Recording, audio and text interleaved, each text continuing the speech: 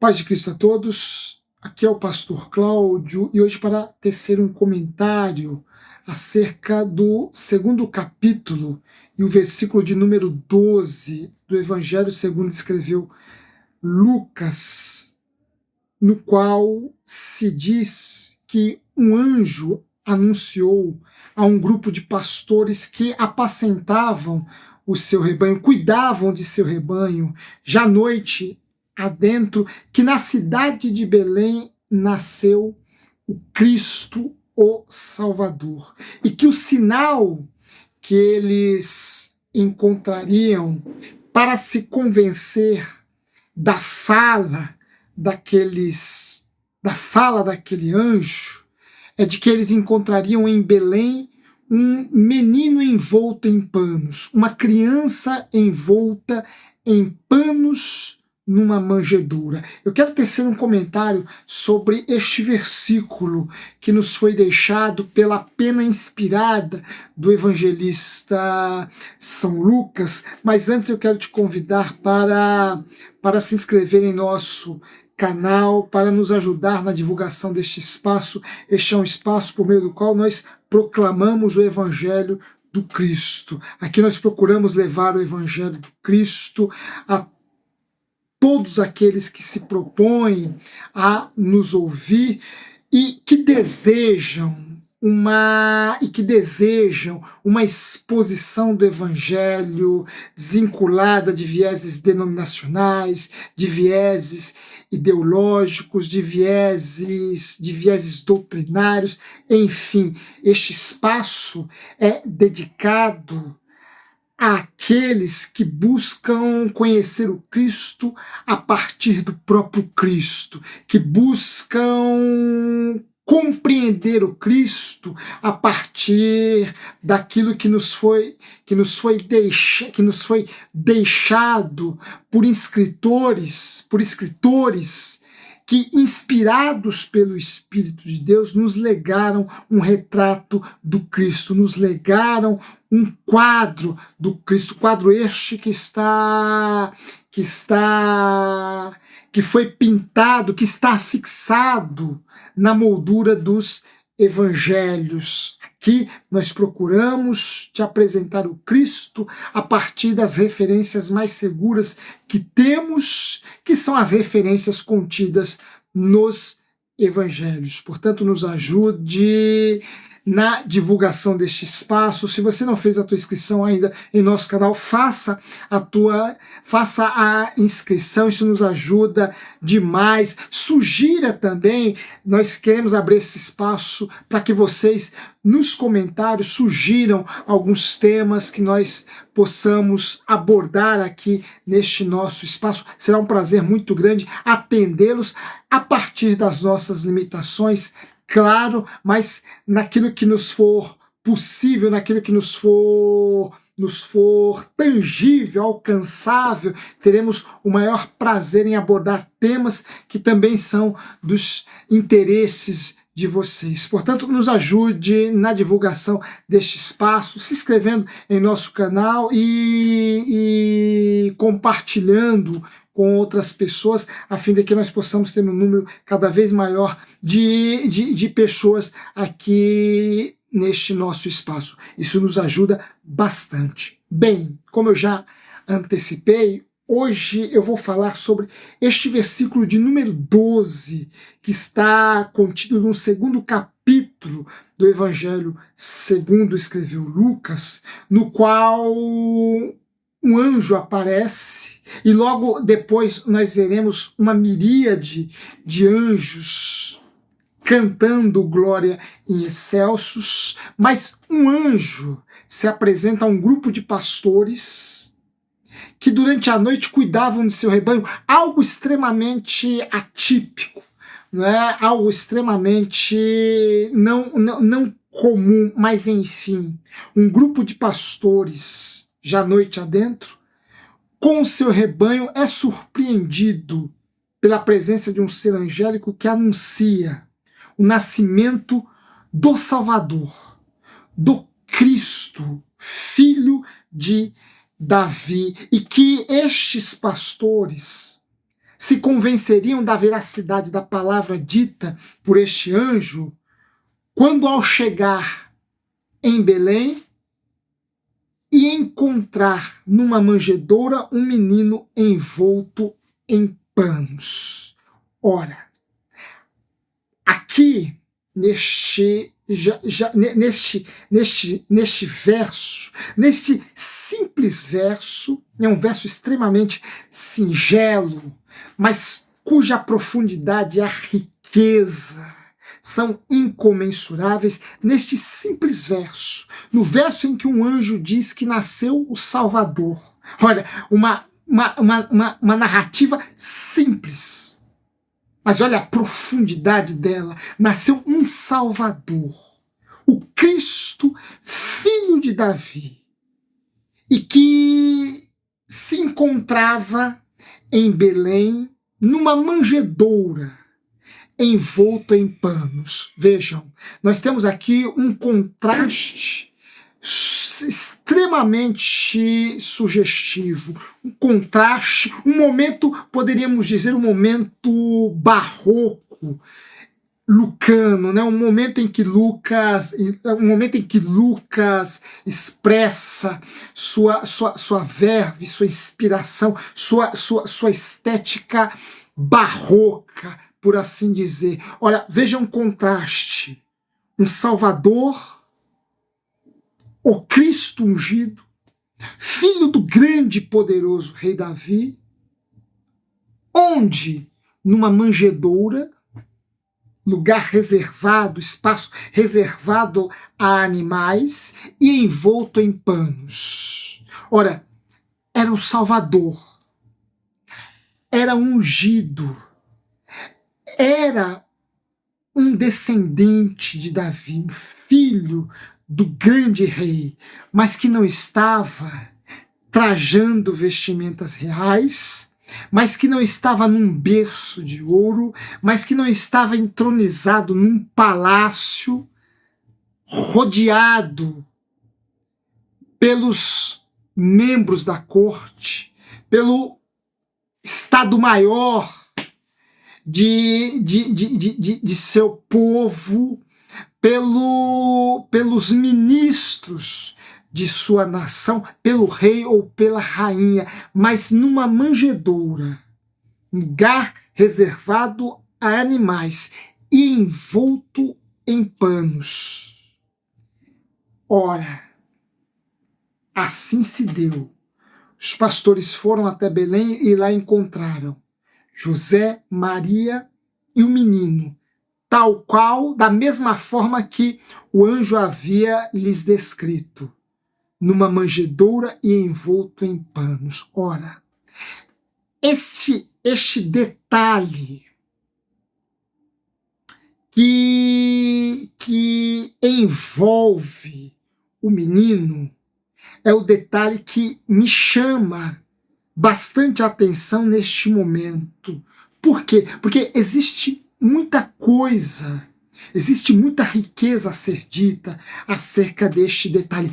Como temos o que aprender neste detalhe? Ora, após ter sido gerado, Maria, e muito provavelmente ela, Maria, se acercou de panos, talvez, pela descrição de Lucas, panos que não eram apropriados para aquela finalidade, os panos que encontraram, haja vista estarmos diante de uma família extremamente carente, de uma família pobre, de uma família sem os recursos mínimos para enfrentar aquela circunstância. Lembremos-nos que Maria sequer encontrou um lugar adequado para dar à luz o Cristo.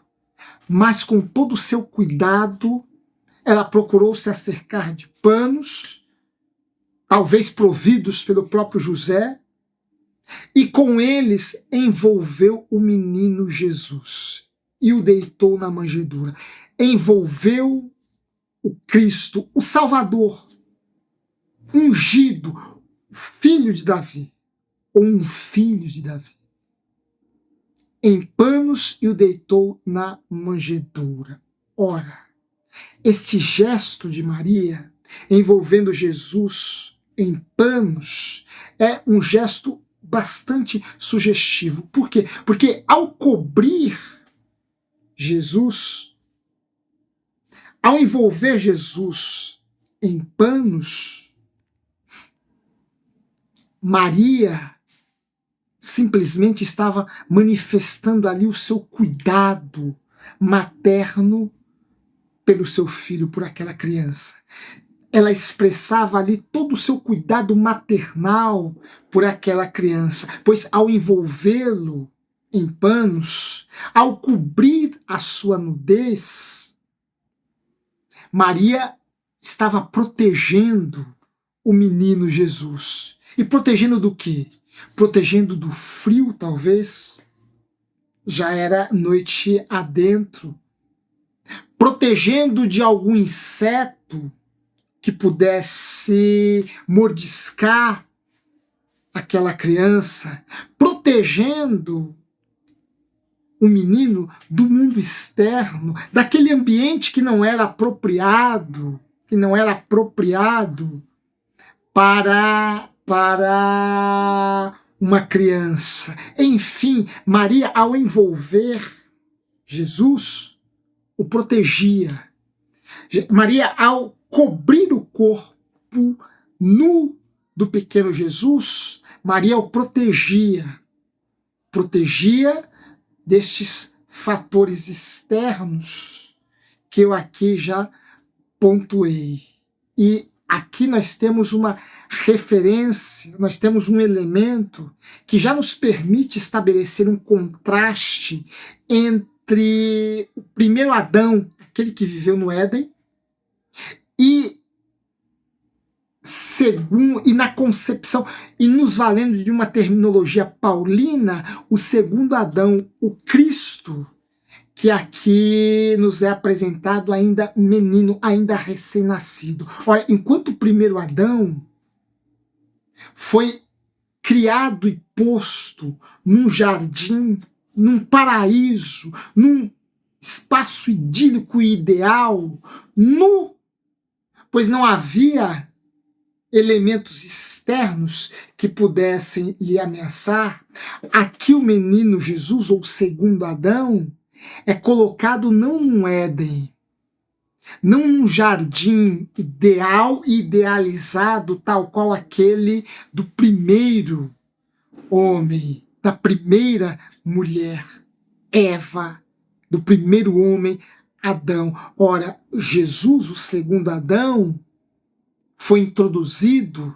não num jardim, mas num espaço de delícias, num lugar ideal, num paraíso neste mundo, mas num mundo já corrompido, num mundo já dominado pelo pecado, num mundo permeado de pessoas más, num mundo onde imperava a injustiça, a violência, a desigualdade, a ganância, a ambição. Olha, Jesus, o segundo Adão, é introduzido neste mundo e não num Éden, no jardim de delícias. Daí a necessidade de envolvê-lo em panos, de protegê-lo deste mundo tão hostil, deste mundo tão adverso, deste mundo tão ameaçador. Maria assim o fez para prover ao Cristo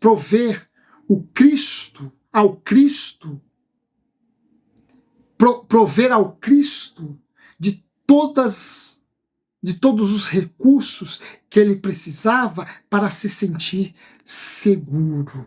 Ora, Maria reconhece a vulnerabilidade daquela criança, e não poderia ser diferente. Maria reconhece a vulnerabilidade daquela criança e já, por meio de seu gesto, confessa que aquela criança vai crescer num ambiente onde há uma certa proteção, ou a devida proteção, pois ela, Maria, já protege o Cristo envolvendo o seu corpo pequeno de recém-nascido em mantos, em panos, em fazendas que ela encontrou.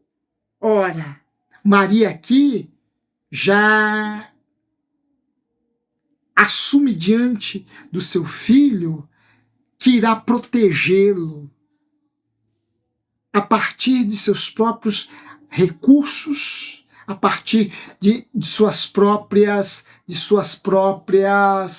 condições. Mas este mesmo Jesus, que Maria cuida e protege, é o Jesus que depois em Jerusalém vai se perder de seus pais e vai ser encontrado na sinagoga. Vai ser encontrado no templo ensinando os doutores da lei. Ora, é o mesmo Jesus que, no momento de descuido de seus pais, se desprendeu da sua família e se perdeu, entre aspas, em Jerusalém. Vejam, num primeiro momento, e é o mesmo Lucas que vai nos colocar diante deste Jesus, já um pré-adolescente, diríamos hoje, né, em nossa linguagem, já um pré-adolescente que se perde de seus pais, do olhar atento de seus pais, para depois ser encontrado no templo ensinando os doutores da lei lá em Jerusalém. Ora, o que nós vemos aqui neste quadro amplo que Lucas dedica a nos apresentar o Cristo em seus primeiros anos de vida, nós vemos que aqui se amalgamam dois elementos extremamente fundamentais, importantes para o crescimento de todo indivíduo. E quais são esses elementos? Primeiro, o elemento da proteção, e o segundo, o elemento do risco. Jesus, recém-nascido, é protegido com os afagos de Maria, que envolve o seu corpo em panos. Esse Jesus já pré-adolescente se desprende de Maria e José e arrisca entrar no templo e ainda ensinar os doutores da lei. Vejam, aqui nós vemos dois elementos, repito, extremamente importantes para o desenvolvimento de qualquer ser humano: proteção e risco. Ora, na proteção, no ato de proteger, Maria reconhece que Jesus era vulnerável, que aquele bebê recém-nascido era vulnerável. Mas quando ela o flagra no templo, ensinando, quando ela o reencontra no templo ensinando os doutores, ela se dá conta do quanto que aquele menino era poderoso, do quanto de potencial havia naquele menino e que se desenvolveria mais e mais, e que cresceria e aumentaria mais e mais. Ora, nós vemos aqui que Jesus nasce e cresce num lar onde se conjugam a proteção e o risco, a vulnerabilidade e a força e a autoridade. Ora, estes dois elementos são dois elementos extremamente importantes, repito, para o nosso crescimento. Ora, nós precisamos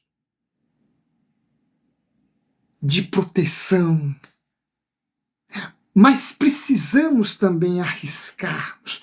Haja vista que a proteção e o risco não se excluem, mas se completam. E a ausência de um deles pode colocar em perigo uma existência. Haja vista que o excesso de proteção, e hoje isso é muito comum, pais que protegem, superprotegem os seus filhos, que procuram criá-los numa redoma, sem lhes permitir ter um contato mais direto, hostil e duro com o mundo, com a realidade do mundo. Olha, pais que criam seus filhos com este excesso de proteção simplesmente estão criando adultos frágeis, adultos infantilizados, pessoas extremamente inconsistentes e que certamente sofrerão e sofrerão duramente ao serem confrontadas pelo mundo tal qual o mundo é. Ora, o excesso de proteção sem o risco gera este tipo de deformação. Adultos infantilizados, adultos mimados, adultos sensíveis e adultos que não suportam o confronto mínimo com a realidade, com o mundo, com a existência. Mas o oposto também é verdadeiro. Haja vista que o risco, sem o elemento da proteção, culmina na criação de adultos inconsequentes, irresponsáveis, imprudentes e que têm uma visão muito limitada de suas ações e das consequências que delas poderão advir. Ora, o risco e a proteção não se excluem, pelo contrário, se completam e eles promovem uma existência equilibrada e eles promovem um desenvolvimento equilibrado. Jesus cresce neste lar onde a proteção e o risco estão extremamente presentes e convencendo o indivíduo de que ele é vulnerável, mas também que possui uma força extrema, que possui um poder extraordinário, que possui uma capacidade maravilhosa. Ora, Jesus mais tarde vai ser colocado numa cruz, pendurado no alto de um madeiro lá no Gólgota, e o seu corpo será exposto àqueles que ali compareceram seminu, tal qual ele foi colocado neste mundo. Agora, já não há mais ali a possibilidade de uma Maria envolver o seu corpo em panos a fim de protegê-lo. Mas que homem glorioso ali foi pendurado.